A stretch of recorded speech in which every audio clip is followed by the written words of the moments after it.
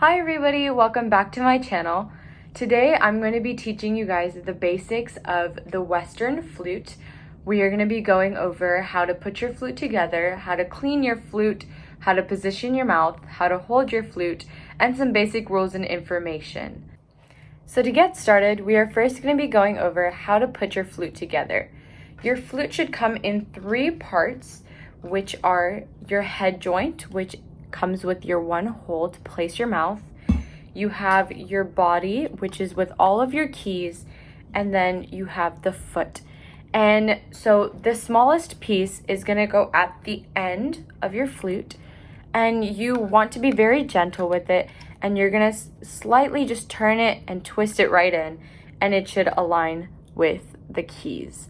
Next, to put your head joint in, you want to align your mouthpiece, your mouth hole, with your keys so that your hands and your mouth are in the same line. Some people tend to leave a little bit of gap rather than pushing it all the way in, and this helps to keep your instrument in tune. So when you put your instrument together, it should look like this, with all of the keys in the same line along with the mouth hole.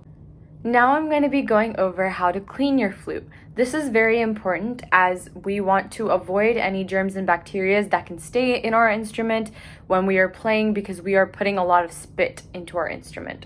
So you should have a cleaning rod, which should be a stick, and at the top of your cleaning rod you should have a little hole. In that you can put any type of cloth, either a rag or something, and then you're just going to simply stick the stick through your instrument to properly clean it. With your head joint, you can do that, or what you can do, although this is not recommended and only for extreme scenarios, you can put water through the top of your mouth hole and it will come out the bottom. The one thing to always remember when cleaning your instrument is it cannot get wet, because if you wash your flute, the pads on your flute will get ruined, the cork will get ruined, and that would not be good as the flute is very expensive and very hard to fix. So I highly recommend nobody washes their instrument. Do not use soap or anything. Make sure no water touches the keys and the pads as well as the top of the head joint. Now I'm going to explain how to position your mouth on the flute to ensure proper sound. For this, you might want to get started with only your headpiece, as this will make it easier for you to hold and understand how to position your mouth. So first, you are going to position your mouth in such a way that warm air is shooting out a small hole from your lips. We call this your embouchure. And when your embouchure changes, it can also change the sound of the note you're playing.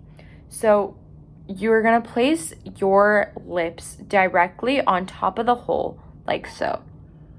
And then you're going to blow air right into the hole at a downwards position.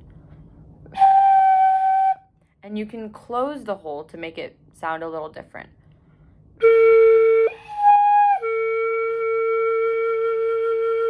Notice how I'm placing a little bit of the hole under my lip and most of it right directly in the center, so that all of the air actually goes into the flute rather than going to the side or over the headpiece.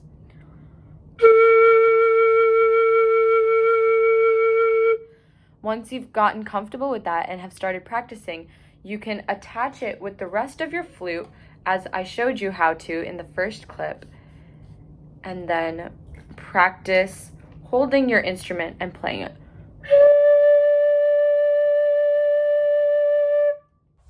Now I'm going to be going over how to hold your flute properly and where to place your thumbs and where to put your fingers. So when you're holding your instrument, you want your left hand to be coming on from the outside and your right hand to be holding it from the inside.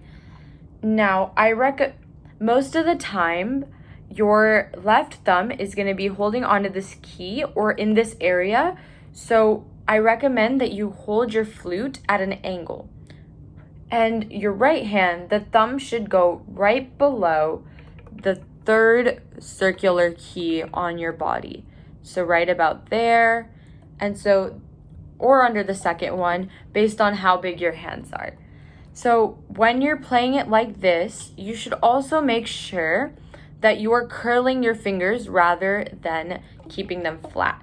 This helps you play your instrument faster, and it really helps your hands so that they don't start to hurt after a long time. So you'll hold your instrument and play it like this.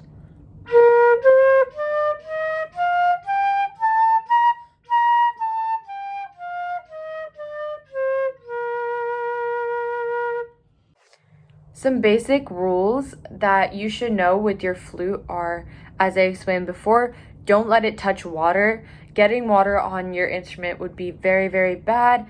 Another thing you should be careful of is your cork. You don't want it to fall out. You don't want it to loosen. Along with your keys and your screws and your metal rods. They are everywhere, and so I highly encourage you all to be very, very careful with your instruments, as sometimes screws can get loosened and that might mess up your entire instrument and you won't be able to play anything. So always take good care of your instrument. Clean it regularly, or else it can have germs, bacteria in it, and that is also very unhealthy. And overall, in general, just be careful with your instrument. Treat it safely. Always keep it in its case when it's not being used. Make sure that it doesn't hit anything, because flutes can get dented as well very easily. So here's some information about the flute when you're playing it. So the flute is a concert pitched instrument, meaning that when your conductor or your teacher says, okay, let's play the B flat scale, the flute will start at B flat. We do not transpose our notes. We always start at the concert pitch. And so we have a bunch of keys here, obviously, and you will not use every single one of them for most of the keys. And the most common key signature or key to play in is B flat. And when you're playing B flat, your notes are obviously starting at B flat because we are a concert pitched instrument. Then C, D, E, F, G, A, and then high B flat.